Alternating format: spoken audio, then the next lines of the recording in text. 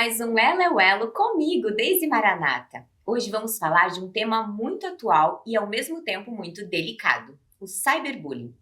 Com a internet presente em praticamente todas as áreas da nossa vida, o espaço virtual também se tornou palco para agressões, ofensas e perseguições, que podem gerar impactos emocionais e sociais, especialmente entre crianças e adolescentes. E hoje o nosso papo é justamente sobre como identificar, prevenir e enfrentar o cyberbullying, protegendo a saúde mental e fortalecendo relações mais saudáveis no mundo digital. Para nos ajudar a aprofundar essa discussão sobre cyberbullying e entender como a lei pode atuar na proteção das vítimas, eu recebo hoje o delegado Marcos de David, do Departamento Estadual de Repressão aos Crimes Cibernéticos da Polícia Civil. Ele faz parte de uma equipe especializada no combate a crimes virtuais, com foco em investigar, prevenir e responsabilizar quem utiliza a internet para praticar violência e violações. Um trabalho fundamental em um tempo em que o mundo digital impacta diretamente a vida real. Bem-vindo, delegado. Olá, obrigado pelo convite, Deise. Vamos começar então conversando, delegado, como o departamento tem observado a evolução dos crimes cibernéticos, especialmente em relação ao cyberbullying. Certo. A Polícia Civil, nos últimos anos, ela percebeu um aumento significativo nas ocorrências relacionadas aos crimes cibernéticos. Por essa razão, até com uma estratégia institucional de investigação desses crimes, foi criado o Departamento Estadual de Repressão aos Crimes Cibernéticos. Dentre as atribuições está a investigação do cyberbullying, né? Que também foi uma verificação que nós observamos um aumento significativo desses crimes, infelizmente, e estamos atentos para apurar e investigar esses fatos. Esses crimes são praticados em sua maioria por adolescentes, jovens ou todas as idades? Infelizmente, é um crime praticado por todas as idades. Tá? Nós temos investigações recentes que apontaram a autoria para adolescentes, mas isso não tem como definir um perfil. Todas as idades praticam esses crimes. Hoje, quais são as formas mais comuns de cyberbullying registradas pela Polícia Civil? Nós temos ameaças, perseguições, criações de perfis falsos para difamações, criações de memes, até material de foro íntimo das pessoas, inclusive com utilização de inteligência artificial. Essas são as principais condutas que caracterizam o cyberbullying que estão sendo registradas na polícia. Muitas vezes as vítimas têm medo de denunciar. Como a polícia orienta nesses casos? Principalmente se as vítimas são crianças e adolescentes, né, elas têm uma vergonha, um receio de se expor, né, de denunciar isso para os seus pais. Por isso é importante que a rede de proteção das crianças e adolescentes fiquem atentas aos seus comportamentos, né, alterações de comportamentos significativos, isolamento, e são características de que a criança pode estar sendo vítima de cyberbullying, e é importante observar para poder ter um canal aberto de diálogo com seus filhos, que seus filhos relatem para os seus pais as situações e que possa chegar ao conhecimento da Polícia Civil. Muitas vezes a gente, como pais, a gente pensa que eles estão seguros, né? Quando eles estão só em casa, quando eles estão no quarto, mas nem sempre. Com essa questão da internet, que eles têm acesso a tanta informação, a tantas pessoas, às vezes falsas também, né? Se passando por crianças para falar com crianças, se passando por adolescentes para conversar com adolescentes. Ultimamente nós temos constatado que as crianças e adolescentes correm mais perigo em casa, sozinhos, utilizando um celular ou um notebook, do que brincando na rua, infelizmente. Imagina, né? Quando falamos de crianças e adolescentes, quem são os mais atingidos? Pela sua imaturidade, né? Quanto mais cedo a criança tem acesso às redes sociais, mais rápido, mais fácil ela é, mais vulnerável ela é e mais suscetível aos predadores digitais, né? Então, com certeza, as crianças são as mais vulneráveis nesse aspecto. Qual deve ser o papel da família e da escola na prevenção e no encaminhamento das denúncias? O senhor já falou um pouquinho, né, para nós sobre a questão da família, de ter esse diálogo aberto com os filhos, mas teria mais alguma dica do papel da família e da escola? Porque as crianças passam muito tempo na escola, têm os amigos da escola, os professores que elas gostam, que elas confiam. Claro, com certeza. A família e a escola são os principais pilares de prevenção ao cyberbullying, né? Os pais em casa, mantendo esse diálogo aberto com os filhos, essa recepcionalidade, né, para ter esse diálogo. E na escola, a observação dos professores, dos orientadores educacionais, para tentar resolver aqueles conflitos, muitas vezes, que surgem no dia a dia das crianças, né? Embora esse contato, às vezes, seja físico, na internet em que esses constrangimentos, né, essas perseguições digitais acontecem mesmo sendo Comentário maldoso, uma brincadeira, um memes. apelido, os memes, né? É importante que os pais e escolas eles consigam orientar os estudantes, os filhos, até que ponto é brincadeira e até que ponto aquela brincadeira passa a ser uma agressão. Né? Esse eu acho um dos principais desafios dos pais e da escola.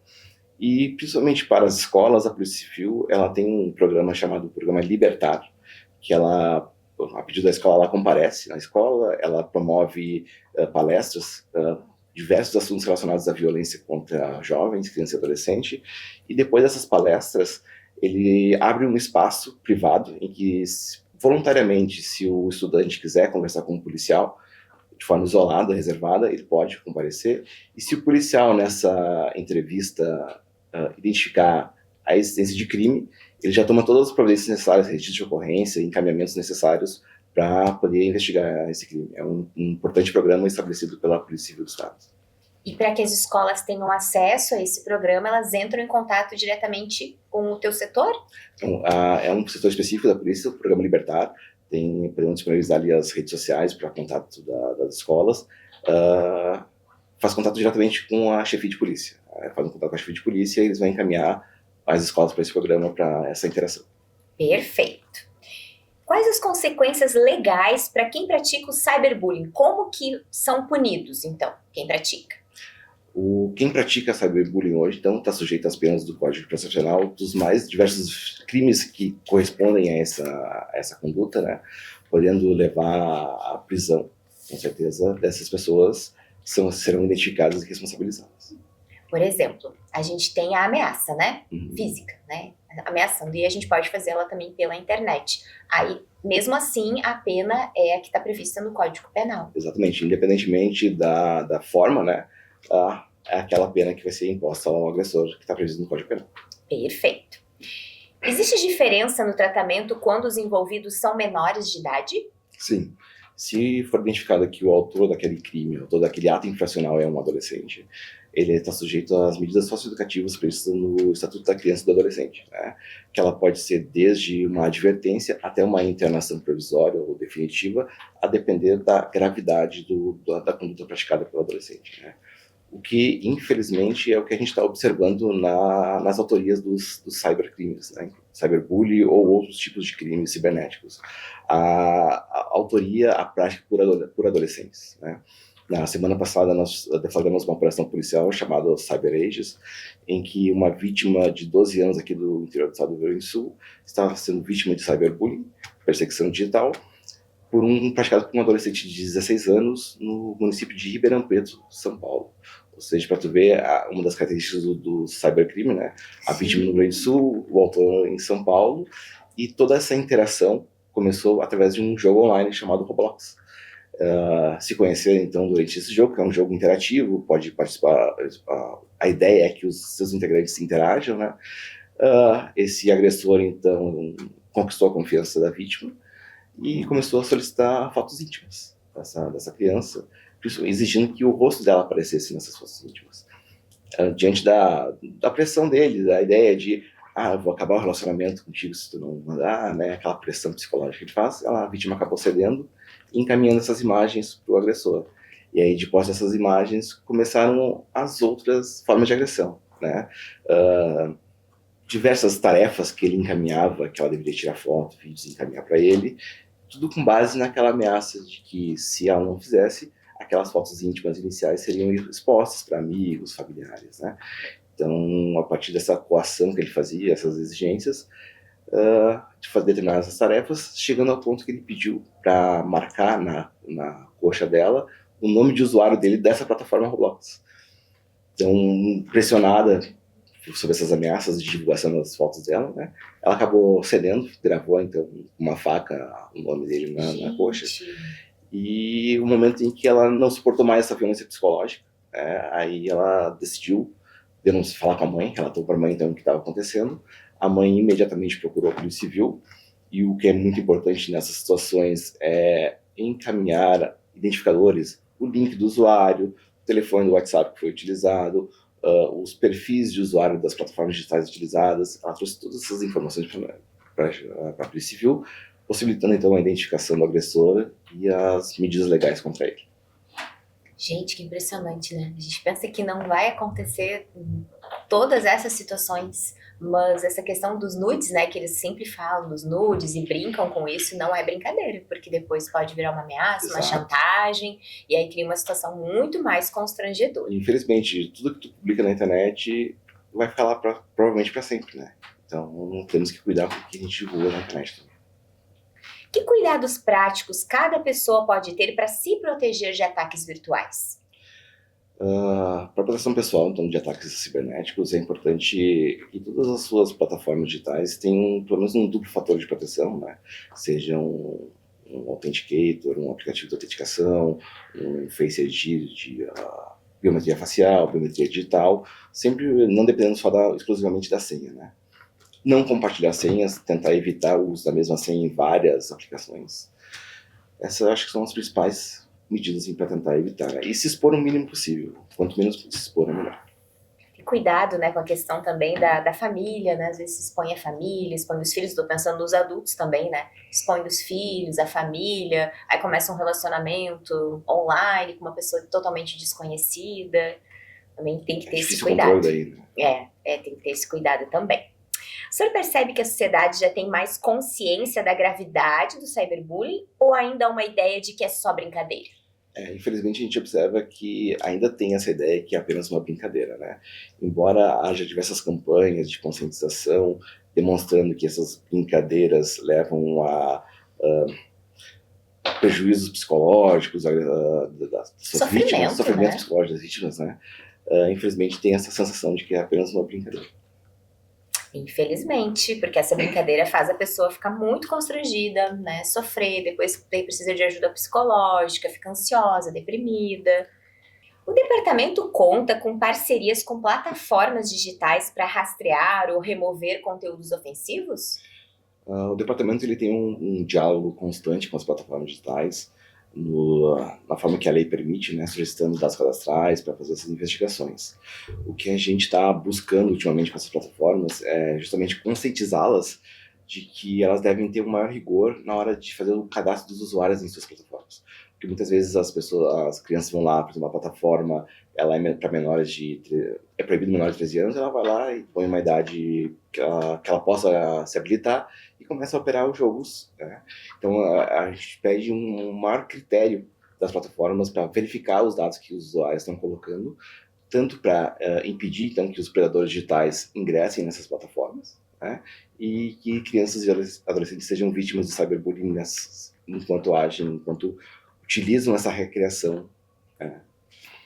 Talvez, pensando aqui, se os pais estivessem junto quando fizesse também essa inscrição, colocasse ali uma foto, sei lá, hoje a gente pede a nossa foto em tantos lugares, né? A foto com documento, para que possa realmente comprovar essa idade. Mas existem pais que não utilizam redes sociais, delegado. E aí, como é que eles vão vigiar ou saber se há algum perigo? Vocês já fizeram algum estudo? Já pensaram sobre isso? O que nós podemos observar, então, dos cumprimentos de mandados de busca nas residências dessas famílias são principalmente dois aspectos que dificultam esse acompanhamento dos pais e dos filhos, né? Temos a rotina dos pais, que é pouco tempo, né, para ter um contato com seus filhos, mas principalmente o que chama mais atenção é que muitos pais eles não têm um conhecimento digital, né? Eles não ingressaram nesse mundo digital, eles não têm nem ideia de como ativar uma proteção parental do Google, por exemplo, que há essa possibilidade, né? Existem, ele pode suspender o chat do Roblox, por exemplo. Eles não têm esse conhecimento, né?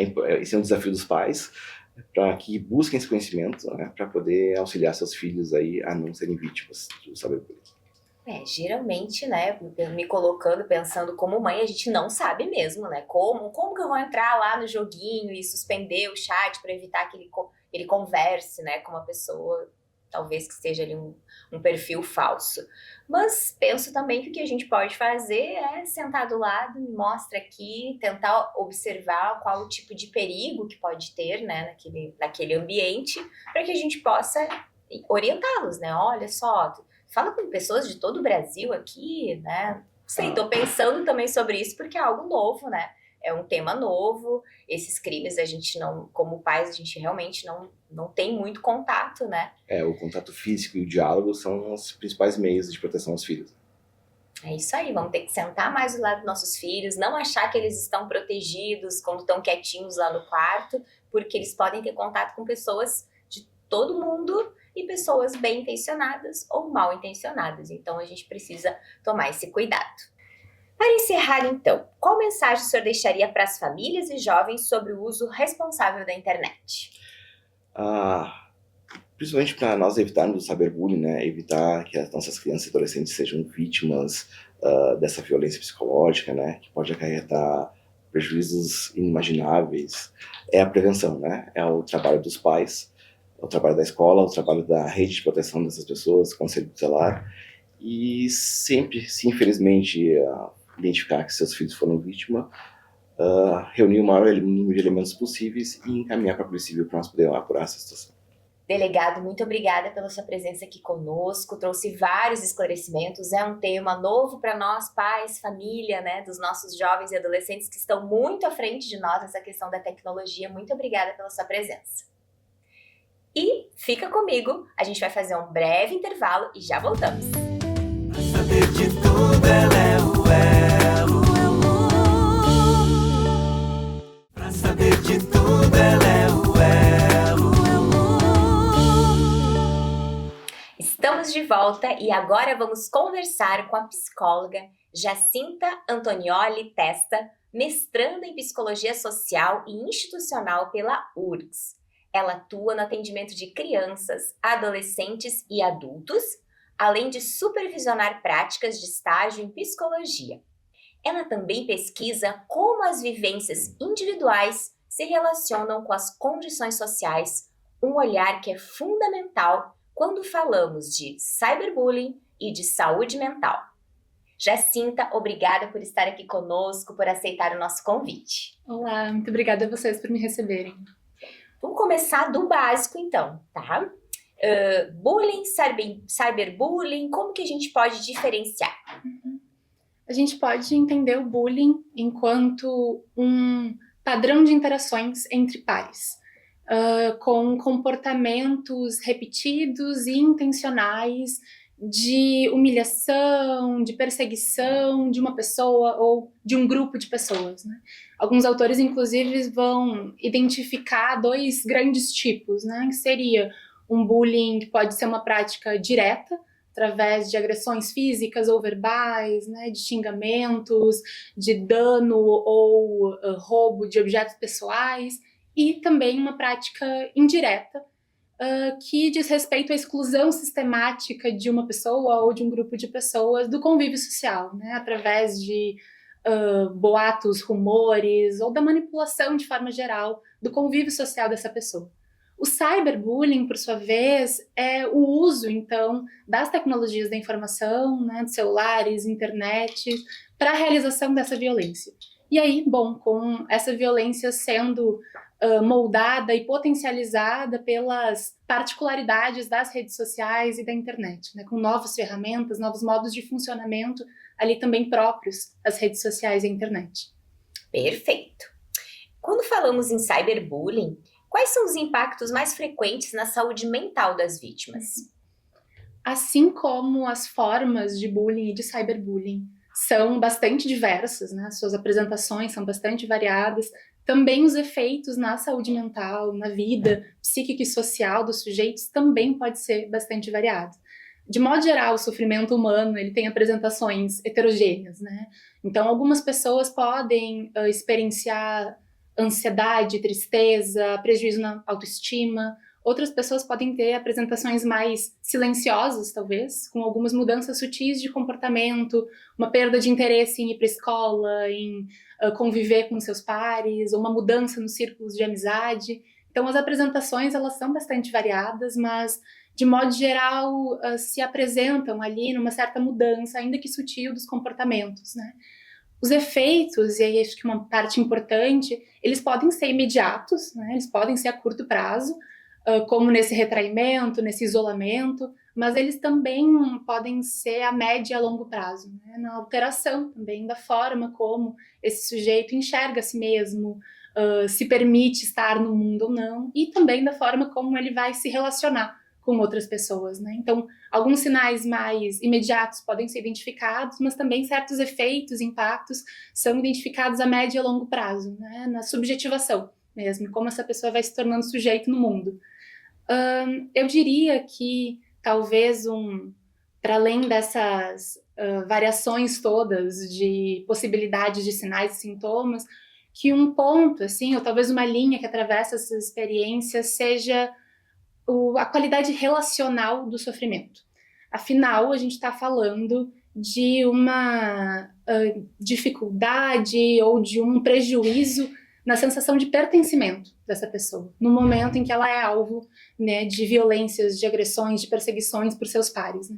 Então, talvez esse seja um dos prejuízos que é bem importante, significativo de a gente se atentar, né, que é justamente o pertencimento e a exclusão de uma pessoa, de um sujeito, dos vínculos sociais. Vamos pensar no ambiente da escola, Jacinta. Como tu daria um exemplo prático? De como que acontece, o que causaria essa falta de pertencimento ao grupo?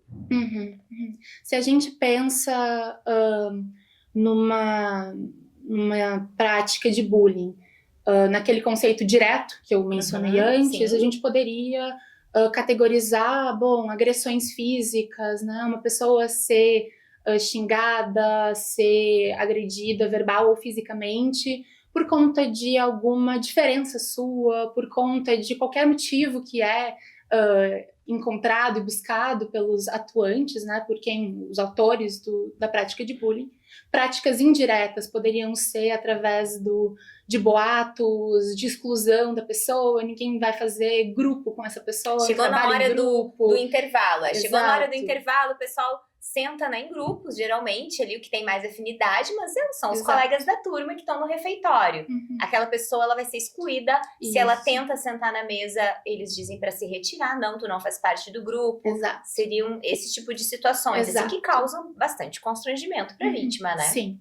E daí, no campo, então, do virtual, das redes sociais, algo nessa mesma linha acontece no cyberbullying, potencializado, então, por um funcionamento das redes sociais, em que a plateia deixa de ser apenas os colegas da turma ou as pessoas presentes ali em determinada situação e passa a ser também as curtidas, os comentários, os compartilhamentos. Então, também tem uma nova apresentação, né, dessa violência quando a gente insere esse outro elemento, esse outro fator que é, sim, das redes sociais, né? O que acontece mais hoje que tu observa nos teus atendimentos lá, teu consultório? O que mais acontece? Vamos pensar agora no cyberbullying. O que mais acontece? Nudes, exposição de fotos íntimas. Não, xingamentos ali nos comentários, muitos xingamentos. O que mais tu percebe, assim, que tem acontecido? Eu diria que alguns casos são bastante emblemáticos, como esses mesmo, do compartilhamento de nudes ou do uso de fotos privadas pessoais para manipular, para ameaçar alguém, né? Acho que esses casos emblemáticos chamam bastante atenção, mas há algo também na sutileza das interações que pode facilmente passar despercebido, né? Se uma criança tropeça, cai no chão e derruba a pipoca na frente de todos os colegas, e aí os colegas então passam a enviar um emoji de pipoca para essa pessoa. Isso que é uma coisa banal, que é sutil, que de fora, inclusive, talvez a gente nem soubesse o que está acontecendo, pode ser sentido por aquela pessoa, por aquela criança, adolescente, como um ato violento. Afinal, aquele emoji, aquela imagem tem um sentido, tem um significado, uma memória de uma experiência difícil, né? Então, eu diria que talvez essas sutilezas, bem ali onde é difícil de identificar mesmo. Será que isso aqui é violento? Será que não é? Ali é algo que mais acontece, e essas expressões emblemáticas que eu digo, são expressões máximas desse desrespeito sistemático que pode acontecer, né?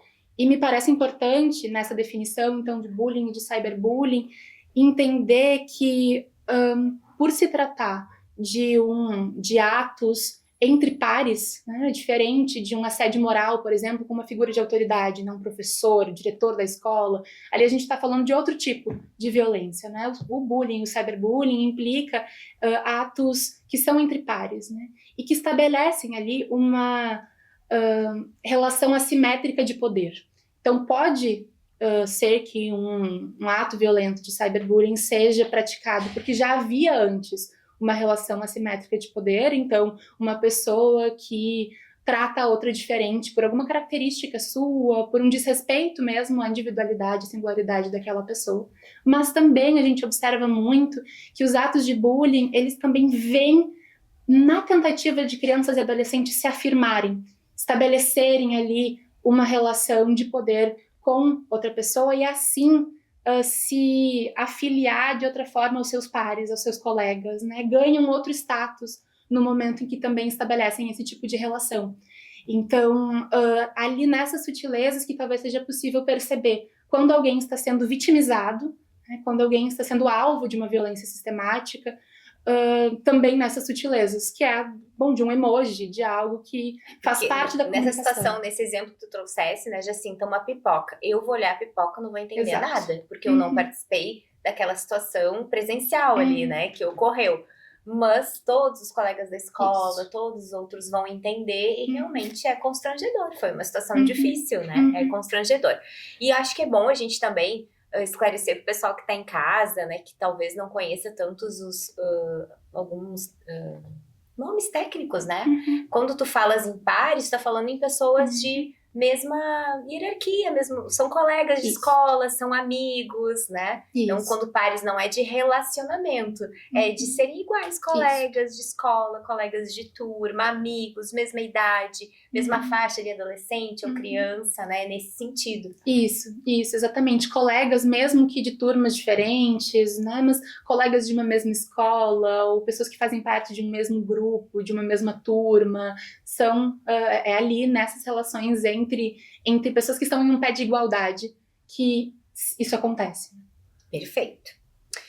Muitas vezes a vítima ela tem vergonha, tem medo de falar sobre o assunto. Como que os familiares e os professores podem perceber sinais de sofrimento psicológico? É muito comum que o silêncio seja a primeira resposta. Afinal, a pessoa, né, criança, adolescente, pode, talvez inclusive adultos, né, podem ter vergonha, né, de se expor, de expor algo da sua vulnerabilidade também.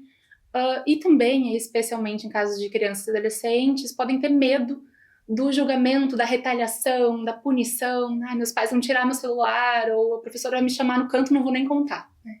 Então é muito comum que o silêncio seja a primeira resposta. Daí a importância mesmo de a gente estar atento aos sinais que, como eu mencionei, passam por mudanças no comportamento. Mudanças de comportamento, é isso que a gente tem que ficar atento, né?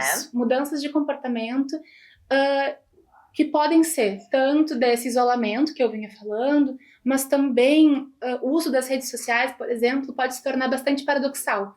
Há pessoas que vão, então, evitar, a qualquer custo, usar as redes sociais para não se deparar com a violência. Outras pessoas podem passar a usar mais compulsivamente as redes sociais para tentar se defender das agressões. Então, também as apresentações podem ser variadas, mas ali a gente observa, nos dois casos, uma mudança de comportamento.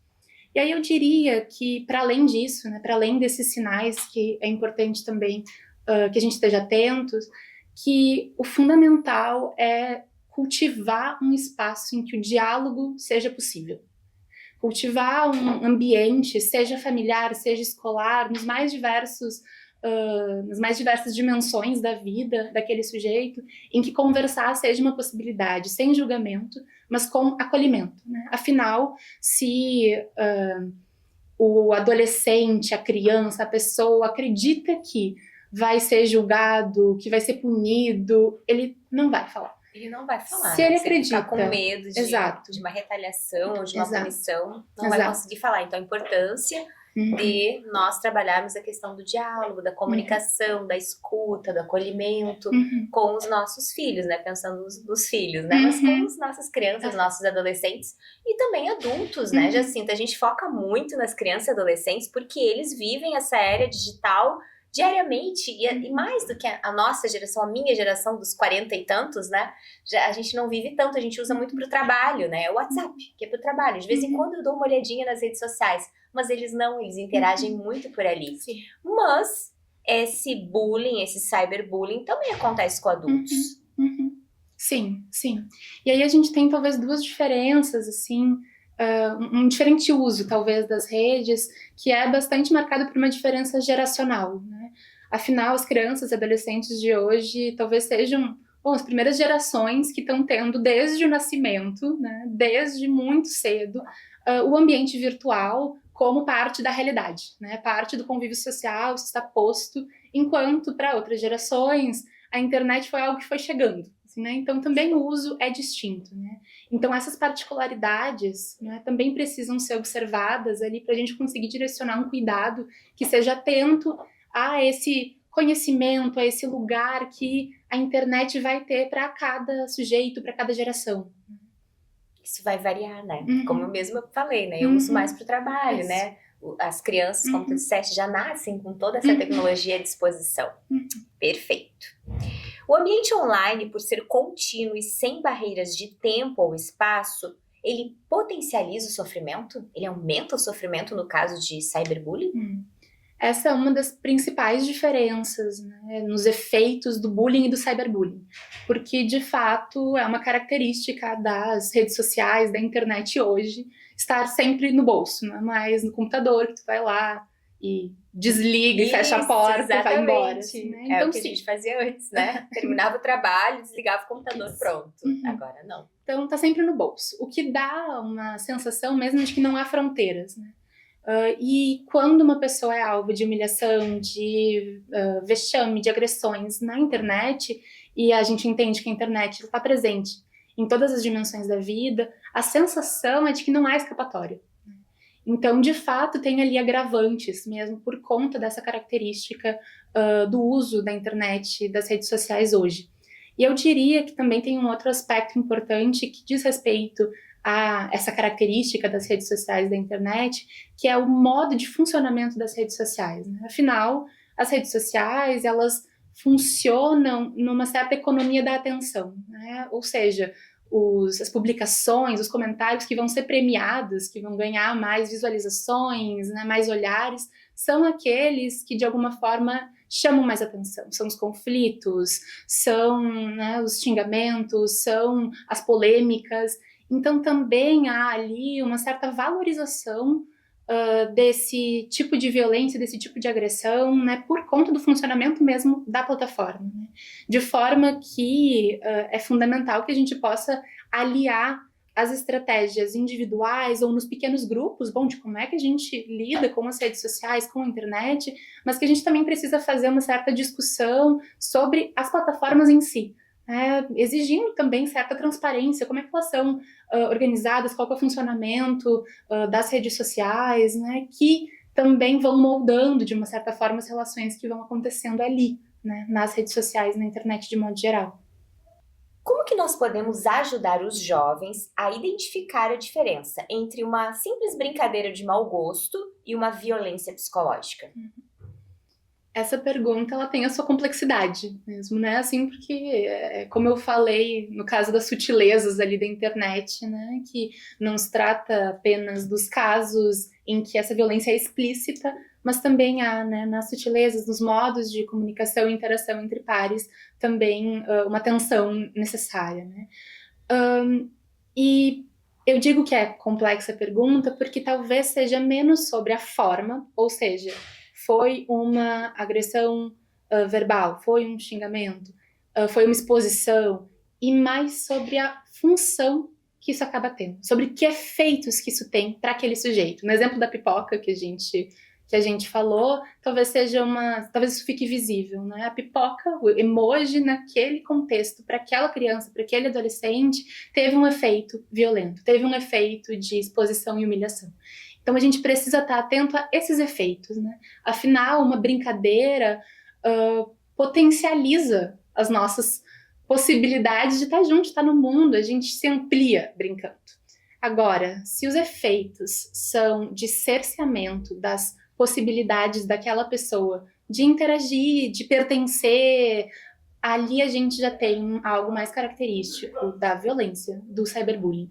Então, talvez seja esse convite para estar atento aos efeitos, né?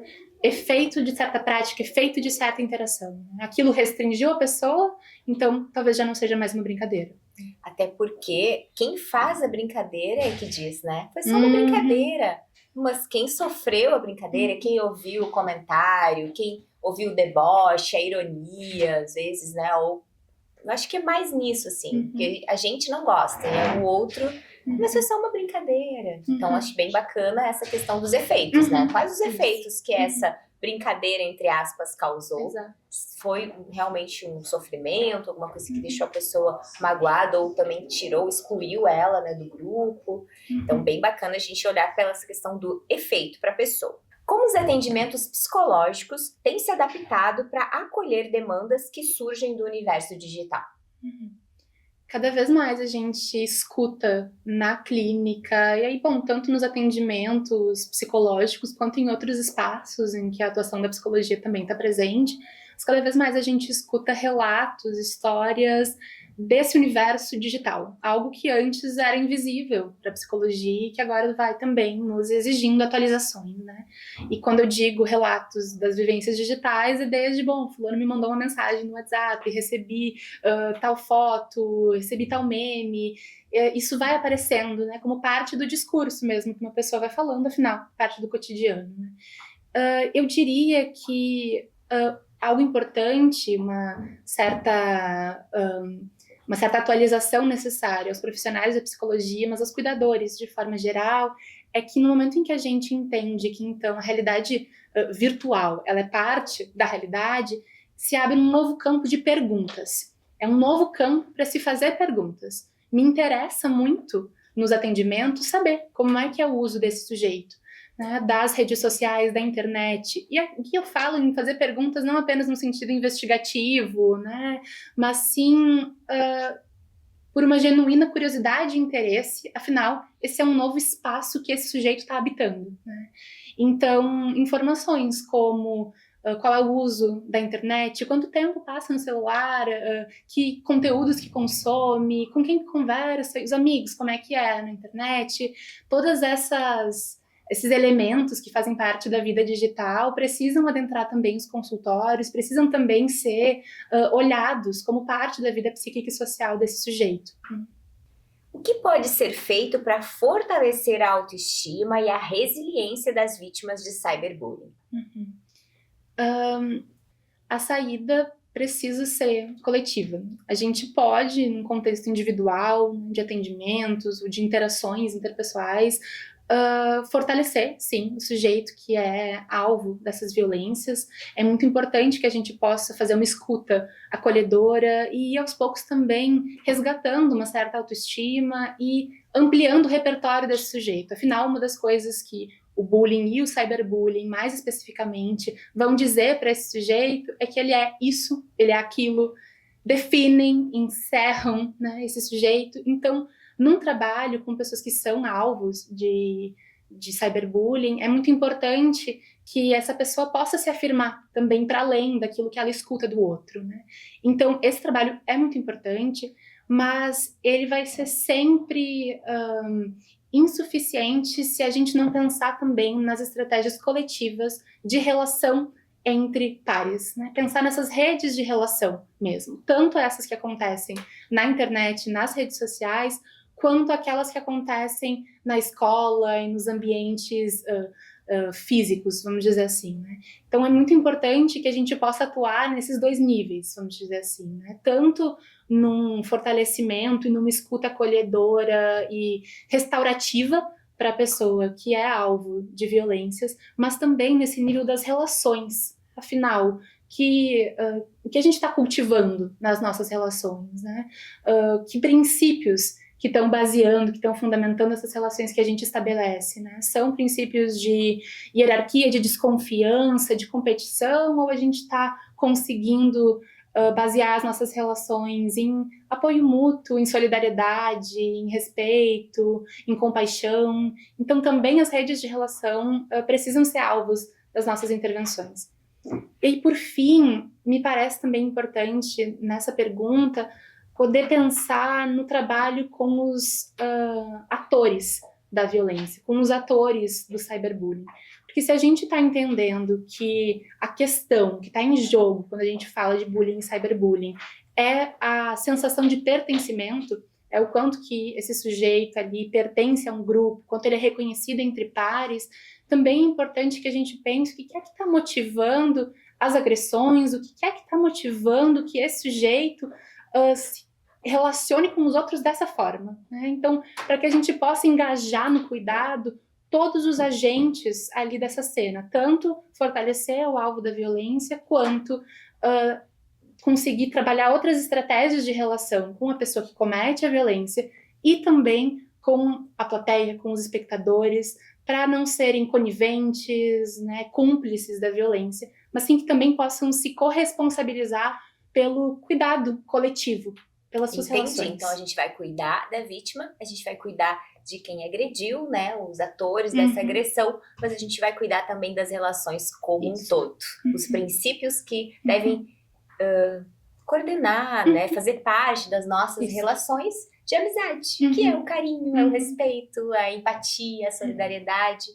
Foi assim que a gente sempre aprendeu. Então a gente precisa passar essa mensagem para as nossas gerações, as gerações mais novas e as futuras gerações. Muito obrigada, Jacinta, por estar conosco. Um prazer te ouvir. A gente poderia conversar muito mais, né? Mas a gente tem um tempo aqui para poder bater esse papo, mas já fica o convite para tu voltares, para a gente conversar mais um pouquinho quando tiver novidades lá nas tuas pesquisas, nos teus estudos. Tá? A porta tá aberta para te voltar, tá bom? Muito obrigada. Muito obrigada a vocês. Com certeza volto, com o convite volto. Foi muito bom poder conversar com vocês. Obrigada. A gente vai fazer um breve intervalo e já voltamos. Fica comigo. Pra saber de tudo, ela é o elo. Pra saber de tudo, ela é o elo. E agora, o Elo é o Elo vai para o nosso especial saúde com a repórter Bruna Reis. Um espaço para trazer informações práticas e valiosas sobre o bem-estar e qualidade de vida. E como o verão já está batendo a porta, a repórter Bruna Reis visitou uma profissional que trará dicas valiosas para a estação mais quente do ano.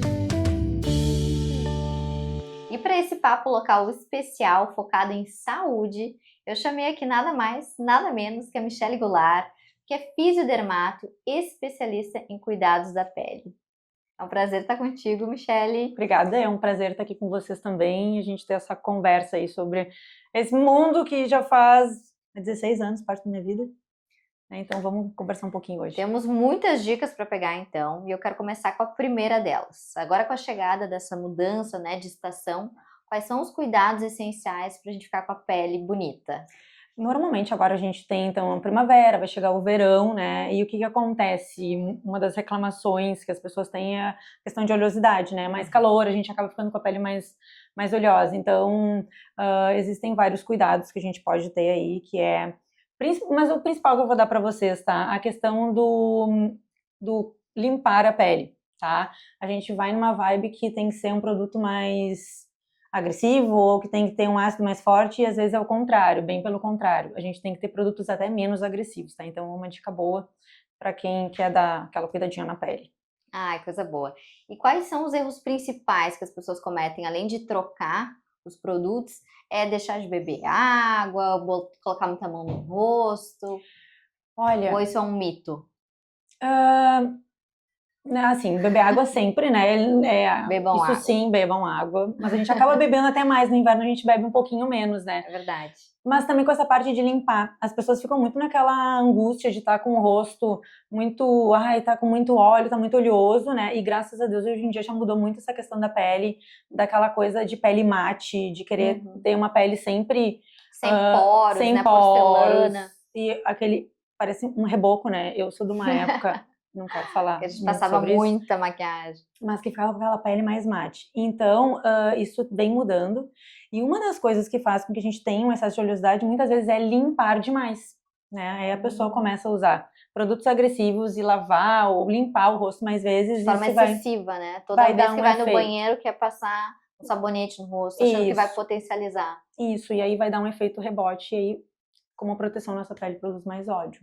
Gente, assim, ó, a saúde da pele, ela tá muito ligada com o que a gente faz na nossa rotina, né? Muito ligada com a questão de alimentação, descascar mais e desempacotar menos, né? E então eu acho que essas coisas bem básicas Eu queria ver se tu pode dar umas dicas práticas pra nós agora, pra quem tá nos sim, assistindo. sim, deixa eu mostrar aqui pra vocês. Uma coisa bem básica e que às vezes a gente se perde um pouco nisso é a questão da rotina de skincare. Às vezes a gente vê muito produto, a gente meio que dá uma atrapalhada, Sim. né? E a rotina, ela pode ser super básica e muito eficiente, né? A Eu gente costumo consegue dizer, ter um skincare minimalista. isso, uma rotina minimalista, com poucos produtos, até porque assim, né? Vamos combinar. A vida tá corrida, né, minha gente? A gente tem filho para criar, é trabalho, é academia, então a gente tem que ter, né, uma rotina eficiente né? que caiba nos ali na nossa. auxilie, Sim. Então, assim, ó, eu vou mostrar pra vocês uma rotina que é super básica de fazer, tá? Eu peguei uns produtinhos só pra mostrar pra vocês como é que mais ou menos seria. Então, assim, são 3 passos principais, tá? Qual é o primeiro deles? Limpar e higienizar a pele. Então, a gente entra com uma espuma. O que é importante dessa espuma, ou um gel de limpeza? Ser livre de lauril sulfato de sódio. Anotou aí? Fala de Anota, novo. lauril sulfato de sódio. Jesus, o que é isso? Isso é um detergente que é mais agressivo, então ele vai tirar aquela camadinha de proteção que a gente tem na pele. Que é aquela camadinha boa de proteção que a Que gente é uma tem. camadinha boa, como se fosse um telhado. Imagina uma casa sem telhado. Se a gente tira esse telhado, a gente tira, né, toda a proteção daquela casa ali. Então é mais ou menos isso, né? Tipo, os tratamentos, eles vão muito de encontro a isso, de manter essa barreira de proteção, tá? Então, quando a gente limpa e não tira essa barreira, a gente mantém tudo ok ali, tá? Na nossa pele. Segundo passo, hidratar e tratar, tá? Parte da manhã, principalmente a gente entrar com antioxidantes, com substâncias que vão nos proteger contra luzes de computador, de celular. Tela, né? Pessoas que ficam na frente da tela o dia inteiro. Os meus pacientes que ficam na frente do computador, porque hoje em dia a gente está muito mais exposto a esse tipo de poluição, né? De luzes, de tudo, tá? Então, antioxidantes, protetores para luzes, né? Então, isso na parte da manhã. Na parte da noite, a gente vai fazer uma hidratação e vai fazer, né, um skincare mais voltado, então, para... Aí depende se a pessoa tem manchas, mais para anti-aging, para acne, aí a gente vai pegar. Então, a gente pega um repositor de barreira, tá? Que é um hidratante. Esse aqui até ele tem um produtinho que tá bem hypado, que é a Centella, que é um Olha coreano. só, que legal. E que ele faz essa proteção de barreira da pele. E o terceiro é a proteção, tá? Proteção solar. Aí, qual é a minha indicação? Anotem aí também. Eu sempre gosto de indicar protetores 100% mineral. E a gente tem vários no mercado. Por quê? Porque tem alguns protetores químicos que eles são um pouco mais agressivos. Então, eu sempre prefiro, na dúvida, prefere o mineral, tá? E aí a gente tem várias marcas, tem bastão, tem várias possibilidades aí da gente brincar. Muito com importante, né? Porque quando a gente vê tudo na prateleira, a gente não dá conta que a composição é tão importante. Gente, eu sou aquela pessoa que é a chata da composição. Então, assim, às vezes as minhas pacientes chegam e perguntam: por que de tal marca? Eu não sei, eu tenho que ver a parte de trás do produto para ver o que está escrito na composição, porque é aquilo ali que vai me dizer se é bom ou se não é. E pra gente, né, entra muita coisa no mercado, o mercado estético é um mercado muito rápido. Então, pro público leigo, é muito complicado, assim, porque tu vê aquele bando de produto. A gente vê aquela amiga que tá linda e usou aquele produto, a gente já quer usar também. E aí, às vezes, vai usar o produto da amiga e aí o que acontece? Dá ruim. Alergia. Dá alergia, não funciona, não foi bom. Tá? Então, esse é muito o meu papel, né? De ser como se fosse um guia, né? Para ajudar nessa questão de solucionar esse problema de, tipo, qual produto, qual não é, o que é melhor para tua pele, né? Essa personalização também.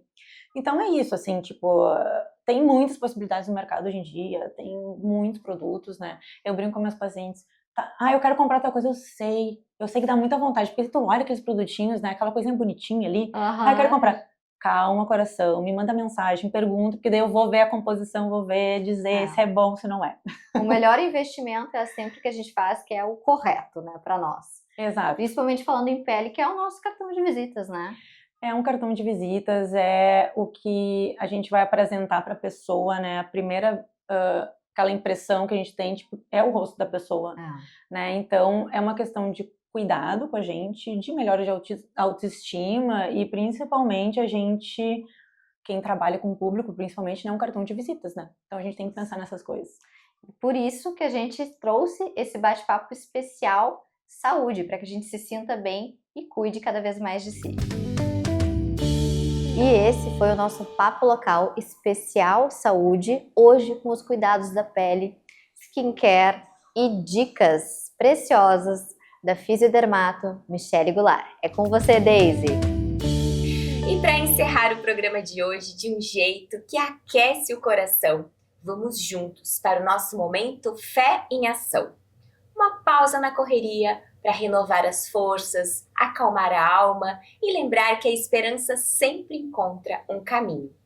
Vamos ouvir essa mensagem especial. Olá! Me chamo Giselda Ribeiro, sou psicanalista e tenho uma palavra de fé para você. Fé e ação. Meditando na palavra de Deus em Hebreus, capítulo 11, versículo 1, nos diz assim: Ora, a fé é o firme fundamento das coisas que se esperam e as provas das coisas que não se veem. Fé baseada em Deus gera milagre, gera ação. Pegue aquilo que você acredita hoje, aquilo que você está tentando e não consegue alcançar, mas firmado na fé, você vai conseguir gerar ação positiva para alcançar o que você deseja. Precisamos hoje entender que o mundo está nos exigindo demais. Nós temos que ir conforme aquilo que nós acreditamos. E quando nós estamos com a nossa fé em dia, a ação é gerada, o milagre é alcançado. Eu quero deixar para você essa palavra que vai repercutir algo bom, que vai gerar em você milagres, positividade, algo que você vai agregar e lançar fora o que está te tirando a paz e exercendo hoje a tua fé. O milagre chega. Tome posse hoje. Seja abençoado em nome do nosso Jesus. E assim chegamos ao fim de mais um programa Ela é o Elo. Hoje falamos sobre temas importantes e refletimos sobre os desafios da violência cibernética. Até o próximo programa com mais conversas que conectam, emocionam e fortalecem os nossos elos. Beijo no coração! Atualidade.